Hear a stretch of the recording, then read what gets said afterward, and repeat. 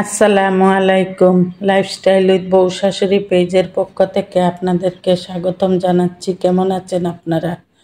আশা করি আপনারা সবাই ভালো আছেন। আলহামদুলিল্লাহ, আপনাদের দুআয় ও আল্লাহর রহমতে আমরাও ভালো আছি।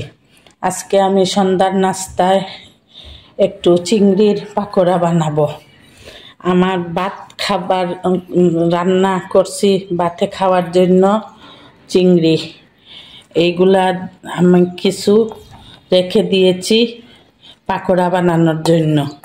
সেই জন্য এগুলা প্রায় আমার রান্না করাই, শুধু বাকি উপকরণ দিয়ে দিলেই হবে। এবার গাজর কুচি, কাঁচামরিচ কুচি, আলু কুচি, ধনিয়া পাতা কুচি দিয়ে দিব।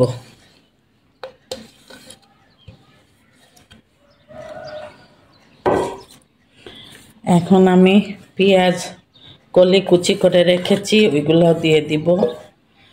আর পেঁয়াজ কুচি দিব, পেঁয়াজ কুচি দিব কারণ চিংড়ির মধ্যে অলরেডি আমার অনেক পেঁয়াজ দেয়া আছে। পেঁয়াজ কুচিও দিয়েছি, তারপরে আলু কুচি, গাজর কুচি, সেজন্য পেঁয়াজ আমি অল্প করে দিলাম, বেশি আর দিব না। এখন আমি আগে মাখিয়ে নিব, যদি মনে অল্প তো লবণ লাগবেই, কারণ অলরেডি আমার চিংড়িতে লবণ দেয়া আছে। তারপরেও আমি মাখার পরে লবণ চেক করে লবণ দিব। আমার এই 3 টেবিল চামচের মতো চালের গুঁড়া ছিল, এগুলোই দিয়ে দিব। আর আমার ঘরে চালের গুঁড়া নাই, থাকলে আর একটু দেয়া যেত, এখন অল্প করেই দিলাম। আমি গোলমরিচের গুঁড়া এতটুকু দিলাম, আর বেকিং পাউডার এতটুকু দিয়ে আমি ভালো করে মাখিয়ে নিব। মাখার পর যদি দেখি যে জাল কম হয়েছে, তাহলে আমি একটু চিলি ফ্লেক্স দিব, লবণ দিব। আগে একটু মেখে নেই।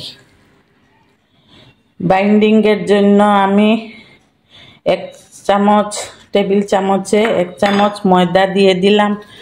আর আমার কাছে মনে হচ্ছে আর একটু লবণ দিলে ভালো লাগবে, সেজন্য আর একটু লবণ দিব। আর জাল ঠিক আছে, আর বেশি গোলমরিচ দিয়েছি তো অনেক জাল হবে, আর দিব না।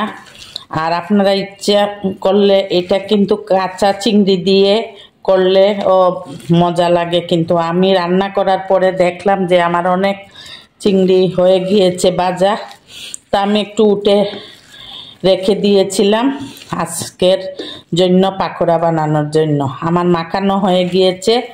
এখন আমি চুলাতে কড়াইতে তেল দিয়ে দিছি, গরম হচ্ছে। আমি সরাসরি চুলায় চলে যাচ্ছি।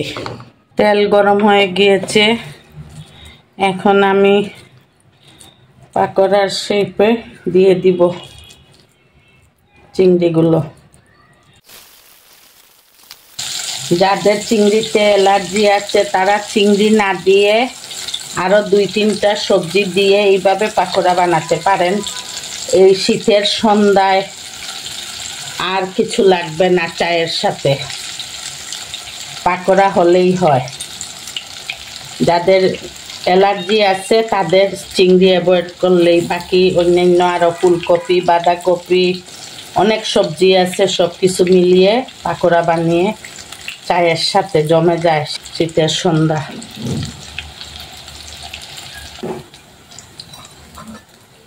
আমার চিংড়ি ভেজিটেবলের পাকোড়া হয়ে গিয়েছে।